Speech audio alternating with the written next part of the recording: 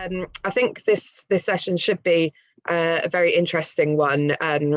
Yeah, we're talking about Labour's last chance and whether the party can indeed recover from, yeah, obviously the issues around the defeat of Corbynism and Keir Starmer leading the party now. So we've got two really excellent speakers today. Oh, I should say, by the way, I'm Ellie, member of Counterfire, and I'll be the chair for today.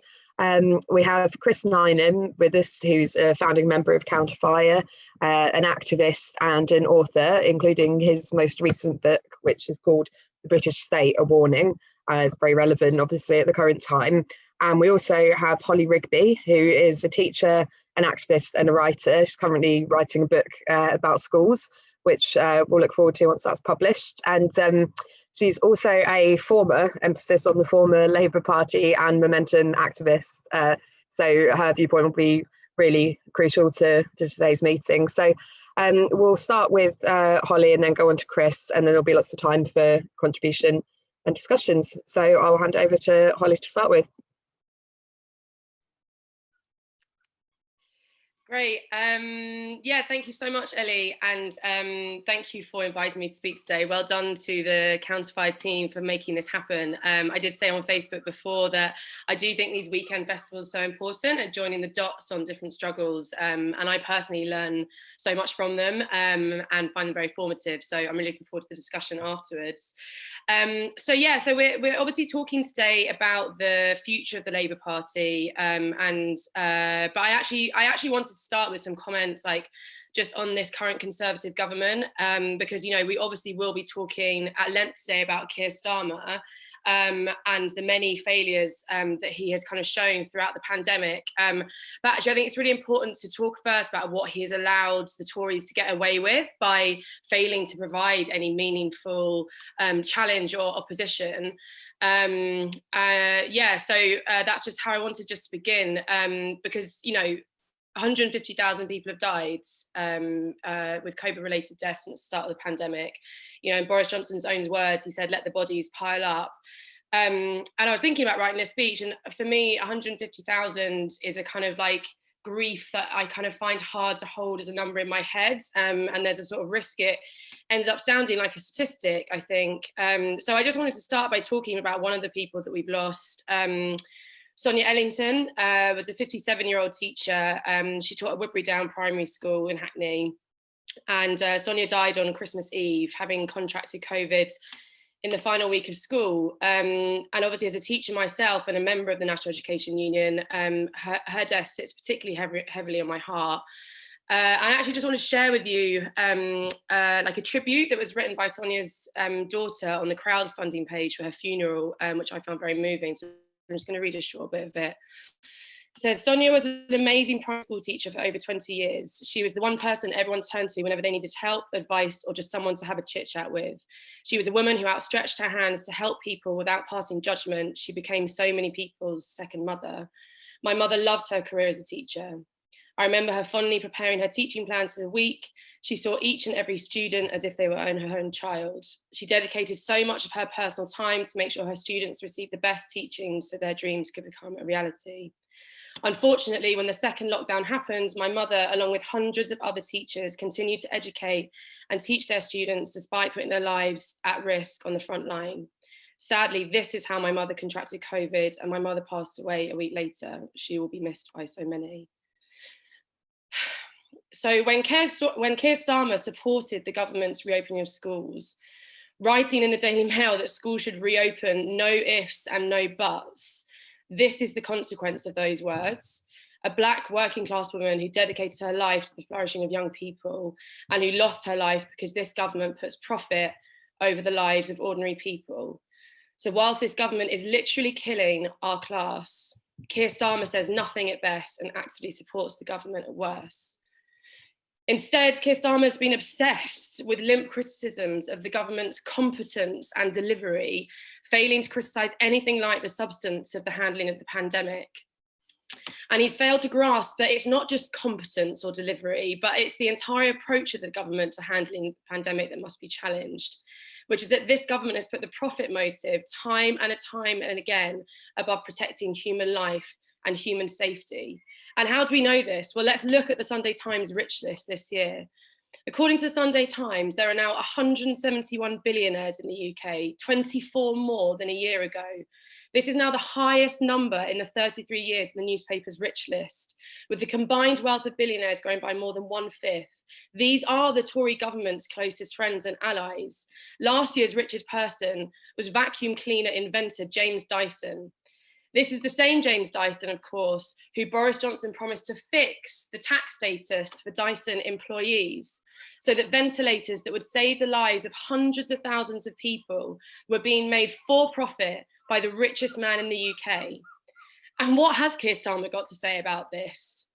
Absolutely nothing, as far as I can tell. Some empty phrases about sleaze, but Starmer's only notable interventions on taxation have been to argue against the government increasing corporation tax on big businesses. And we now find ourselves in the extraordinary situation where the Conservative Party's Chancellor wants to raise taxes, only to be opposed by Keir Starmer's Labour. And Starmer can't even bring himself to support the 15% pay rise for nurses. Surely a hugely popular pledge in society, given the year that we've had with the pandemic and the extraordinary effort that nurses have had to undertake. And Starmer has said it will give a 2.1% uplift, saying that there's no magic money tree, this Tory attack line that gets wheeled out again and again for the people who have literally kept us alive during the pandemic. Starmer is reneging on his commitment to create a national care service, promised in his election campaign, betraying disabled people and all of those who desperately need care at home. Apparently, according to Thagam Debonair, free social care would just give the Tories a stick to beat Labour with. So throughout Starmer's tenure, look who's been the opposition. It's been footballers fighting for hungry children. It's my union, the National Education Union, that has done everything it can to keep schools safe. And it's the Independent Sage and the People's Assembly with their zero COVID strategy who proposed an alternative COVID plan. So with this context in mind, is there any road to recovery for Labour? This is what we're here to discuss. Is it possible to oust Keir Starmer and continue the sort of struggle to keep the left inside the Labour Party? Is it possible to keep the candle burning? For the moment, it might be possible again to get a Corbyn successor into the leadership once again. And I think the first thing that's important to say when we're thinking about this question is just how unique Jeremy Corbyn's leadership of the Labour Party really was. Jeremy's a socialist, an anti-imperialist, a lifelong anti-racist, and his commitment to and belief in the extra parliamentary movements as a sort of crucial part of political change was completely unique in the party's history. And obviously the early successes under Jeremy's leadership speak for themselves in terms of like how powerful that movement is, because it was his leadership that tripled the membership to 550,000, his leadership that made Labour the largest party in Europe. And it was Jeremy's leadership that saw Labour's vote rise by 3 million in the 2017 general election, the largest percentage increase since 1945 on one of the most radical manifestos ever put to the British electorate. And I was incredibly proud to be part of that campaign, as many of us here on this call would have been, whether we were members of the Labour Party or not, but all of us who worked tirelessly to support Jeremy and everything that he stood for. And it is these gains and these successes that are now so dangerous to the Labour right, because they remain as committed to the establishment and the status quo as ever. And whilst obviously Jeremy was and the Corbyn movement was defeated in the election, actually those ideas remain just as popular as they were before in the movement and in wider society, which is why the left remains such a danger to the Labour right. And that's why we've seen the terrible, disgraceful attacks, frankly, on Jeremy, removing the whip, just seeking not just to defeat him, but to try to humiliate Jeremy, to demean the movement and ensure there's no return for the left. Put simply, the Labour right are going to ensure that the fluke that saw Corbyn find himself on the ballot for leaders is simply never allowed to happen again. And so, we must also question whether membership of the Labour Party for activists like myself and people and good friends and comrades who remain activists in the Labour Party and who share many of the principles and values that all of us here do. But we also have to ask ourselves the question that, does being a member of the Labour Party, does being an activist there actually support our work in building powerful movements for change, or does it hinder it? Because my experience of being a Labour Party member, certainly for the 4 years of Jeremy's leadership, was incredibly frustrating, often very isolating, and in fact quite immobilising in many different ways. And there's a few reasons for that, why the Labour Party does put a limit and a brake on this kind of broader building of movements for change. Obviously, firstly, you have the logic of electoralism and this kind of narrow focus on winning seats meant, in my experience, that movement building was kind of always sidelined by the need for this kind of seemingly never-ending round of like electoral campaigns, so that even those of us who did really want to build movement and do community organising, that was always subsumed to kind of the logic of the electoral cycle. Secondly, like even before Starmer became the leader, obviously we've seen an incredibly frightening chilling of free speech under Starmer inside the Labour Party, which has seen thousands of members leaving now. But even when Jeremy was leader, I was a constituency party member, and debate around any important issues like Palestine and Brexit were incredibly heavily policed. Bullying and intimidation were rife, which many activists can attest to. And obviously you have the threat of disciplinary action hanging kind of constantly over you. It's worth saying that I'm no longer a member of the Labour Party, but it certainly is the fact that I jumped before I was pushed, and don't think I would have lasted very long in the end, as many people who want to speak out about these issues experience. And finally, the battle for the left to try and win power inside of the Labour Party, which took up a lot of our time and energy, whether that's on selections or winning power in constituency Labour parties. It is a draining and seemingly never-ending cycle of faction fighting. My experience was that it takes away all activist energy from building in workplaces and in the streets, which is ultimately where our power lies. It's where Corbyn gained his power. It's where Corbyn gained the momentum to become leader in the first place. But the sort of logic of the Labour Party means that all your energy is diverted elsewhere. Because ultimately this is where our power resides. It is in the workplaces and in the streets. It's not in the corridors of Westminster or the television studios of Sunday morning political TV programmes, or Keir Starmer's so-called forensic appearances at parliamentary questions. So to me, I think whether Starmer survives, and he's looking on shaky and thin ground, in fact, or whether another kind of right-wing leader takes his place, which I think is probably far more likely than any kind of left challenge. But I think we just have to see the fact that the left in Labour has arguably gone through kind of the most favourable conditions it has ever experienced in the party's history, and ultimately we were unable to reform the Labour Party in the way that people believed that they could, and the sort of legacy of Bennism sort of believed, and obviously still many people do believe, but the Labour Party cannot be reformed. And not only that, but the sort of continuing efforts to comrades who are still in the Labour Party, of which I have very many, and still will organise with in our movements. But I do think that it simply drains the energy of activists that is needed to build the mass movement when you're fighting this kind of internal battle inside Labour. And if we are ever to build a mass socialist alternative to the Labour Party, which I think we do need to talk about in many ways, and it may come up in the discussion, then we're going to need all the talented and hard work of activists that we can to build the movement that will generate the energy for that alternative, rather than being tied up in the kind of intricacies and the logic of the Labour Party. So yeah, just to finish, I don't think that Labour can recover, but I do think that our movement can, and recovery is what we need at this moment in time. This has been an incredibly difficult 18 months for all of us who fight for a better, fairer, more equal world. But I do still believe that building a movement for change is possible. There is far, far greater anger, I think, with the government than any polling data currently shows.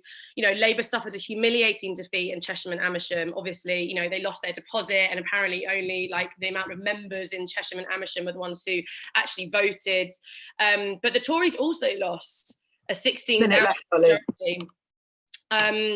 And you know, what this shows, there's a deep discontent over the pandemic and its consequences, which we can organise around. And you know, we can't predict exactly how and when struggles in society will emerge. You know, I can't be the only one that thought the attacks on the Palestine movement, for example, might have dealt a sort of terminal blow to Palestine solidarity. And yet the protests in the last few weeks have been some of the largest and most inspiring Palestine demonstrations that I certainly have ever been on. And, you know, and support for Jeremy Corbyn on these protests has been so moving. I've been incredibly moved by it, because after all of the vicious attacks of the last 4 years, I think anyone would have forgiven Jeremy for sort of quietly disappearing to his allotment for a while to recoup and recover. And yet there he is, you know, standing at the Palestine demonstrations, at the People's Assembly demonstrations, at the Kill the Bill protest, starting the Peace and Justice Project in the face of the disgraceful removal of the Labour whip. And actually, yeah, really just to finish, I think that Jeremy himself is a true inspiration, because I think he shows us that we have to follow in his exemplary leadership, that he reminds us time and time again that hope can be found even in the darkest times, but that hope will be found amongst our brothers and sisters, our comrades and friends, in the streets and in our workplaces demanding change. Thank you. That was amazing. Thank you, Holly. Really inspiring. And yeah, just so many good points. I wish we were in a room, because then you'd be able to hear people applauding you, but there's lots of like little clap emojis going up and thumbs up. So yeah, thank you. Okay, the next speaker is Chris Nineham, who I've already introduced, but who's a founding member of Counterfire, an author and activist as well. So go ahead, Chris.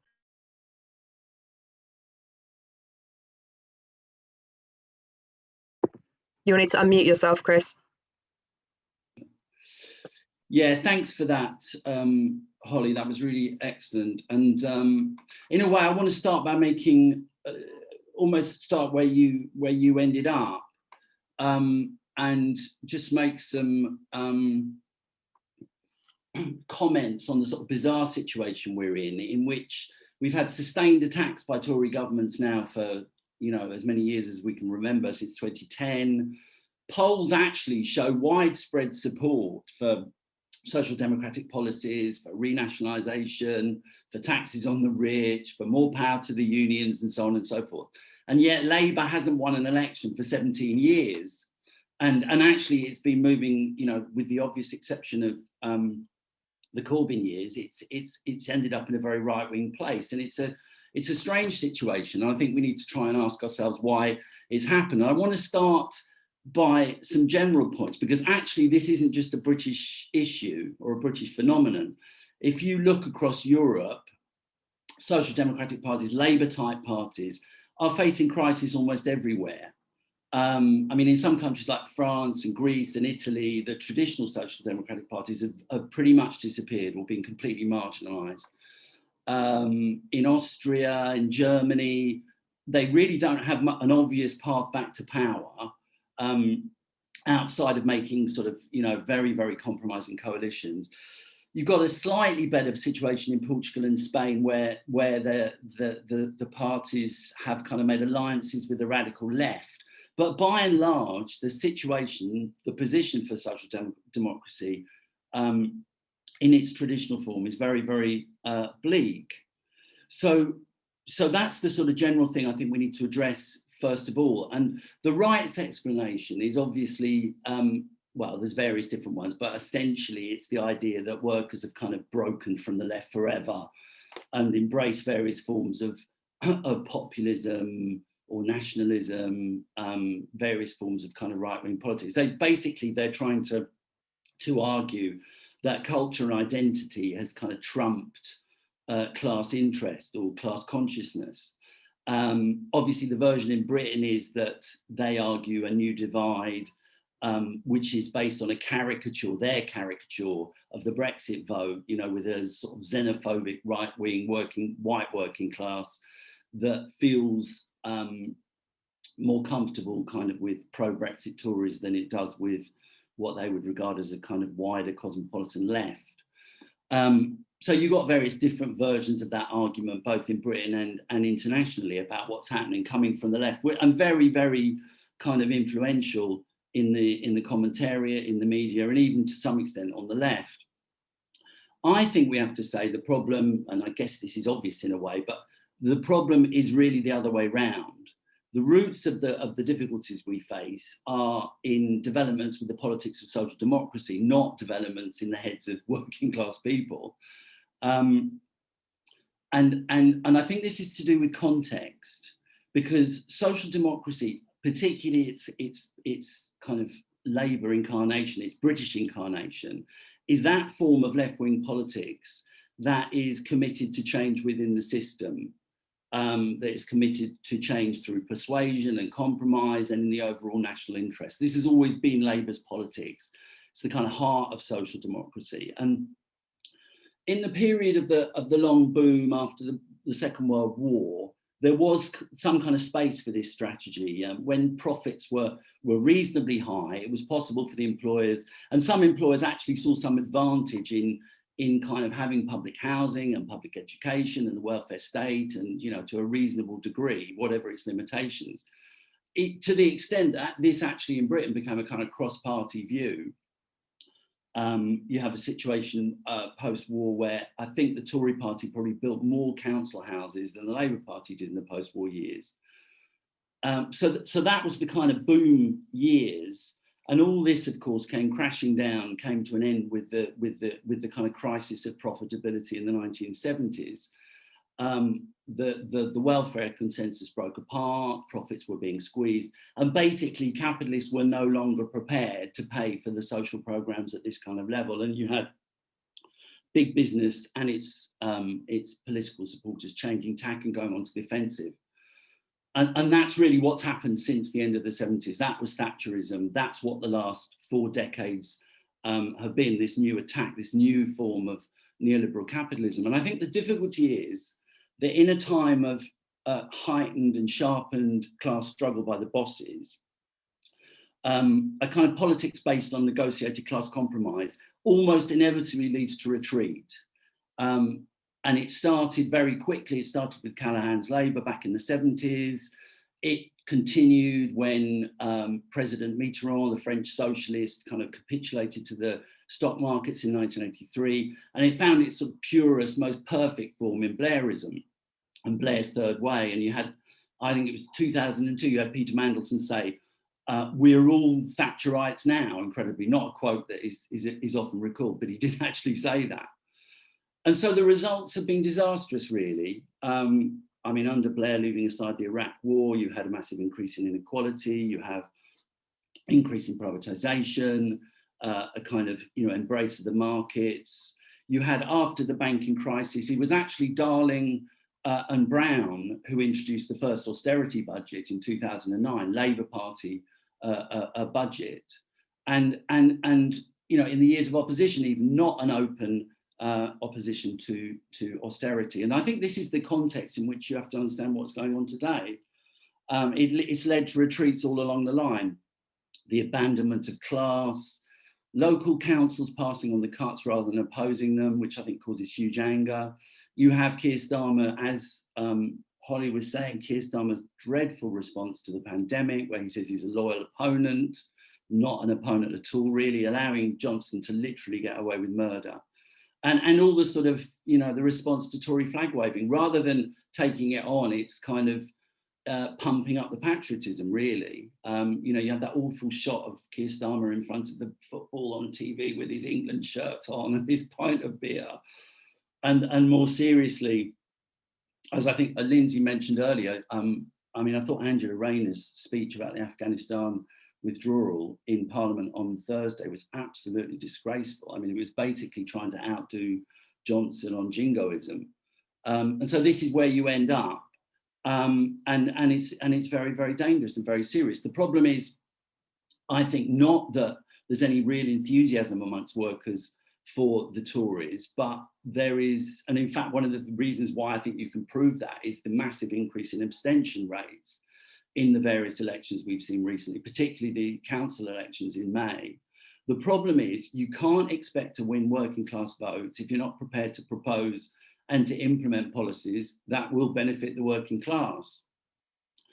So, I mean, as Holly says, of course, the truth is, and once again, 180 degrees in opposition to the mainstream view, the period of Corbyn's leadership was Labour's best chance for recovery. And you could see that in the opinion polls, which are absolutely taboo in the media. I mean, it's quite incredible. You only need to Google for 2 minutes to find that in the very different seats of Batley and Spen and Chesham and Amersham, the 2017 Labour election result was the best since the 1970s. You know, and that is just off limits as a fact. And of course, in general, the 2017 result massively reversed the decline in the Labour vote and led to the best vote share since 2001. But the problem is that, looked at in the kind of historical sweep, the years of the Corbyn leadership also look like an aberration. And if one of the lessons of the Corbyn years is that standing up against neoliberalism can bring you votes, the other is that the Labour machine is so embedded in the establishment, so signed up to free market economics, that they would rather Labour lose than mount a real challenge to the status quo. And we have to remember that Corbyn was destroyed before he even had a chance to face the enemy. And actually, the culprits were by and large in the Labour Party. And, you know, there's no doubt that now we have a situation where actually the Blairite right are in charge of the Labour Party now. And they are going to move heaven and earth. They are already taking the measures to make sure that no insurgent can possibly ever become leader again. So to sort of come to a conclusion, I mean, I don't think this means that Labour can't recover in all circumstances. I don't think this means game over for social democracy, because it is possible actually to have reformism without reforms. I mean, such is the kind of basic class consciousness and hatred for the Tories amongst many, many people that in the absence of a better alternative, many people will vote Labour despite its record, simply because it has some sort of tenuous and rather historical links to the working class. But I mean, there are huge problems for Labour, which we can discuss. But I think that the deeper problem that we really do have to grapple with is the one that Holly raised, which is that whatever Labour's electoral fortunes, this is a Labour Party that is so firmly based on the idea of kind of negotiated reform, on class compromise. It's been so disarmed by the developments that have taken place in the last 40 years that it's simply not capable of confronting or challenging capitalism in its kind of modern, aggressive, neoliberal, and more authoritarian incarnation. And our challenge, it seems to me, is to create a left that can do that can provide a real challenge, that can begin to develop the kind of resistance we need. And obviously this raises a whole number of questions which we're now going to discuss. But just immediately and for now, as a start, I think the crucial thing here is, again, actually what Holly said, is that we have to understand that there is politics outside of Parliament, and actually that this is the most important politics.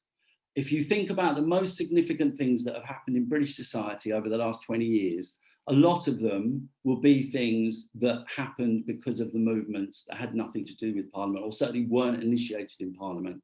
The anti-war movement, the anti-austerity movement, the pro-Palestine campaign, Black Lives Matter, you know, you name it. None of these actually originated in Parliament. Many of them were organised by the extra-parliamentary, the revolutionary left, at least at its core. And actually, it was in fact out of some of these movements that Corbynism itself developed. So if we want to begin to develop a politics that can channel people's anger and can create a real force for change, it needs to be based on these movements, in my opinion. It needs to be based on the Labour movement and on the struggles that are beginning to take place in the workplaces. This is at least a starting point. And this is a festival of Marxist ideas. I just think, to end, finally, it's important to remember that parliamentary elections, although they were important for Marx, They were never the central question. Socialism was not fundamentally about electing people to change things for you. It was always for Marx and for the early socialist movement about self-emancipation, about organising collectively and making change together. And it seems to me that that is really the thing we're going to have to focus on doing.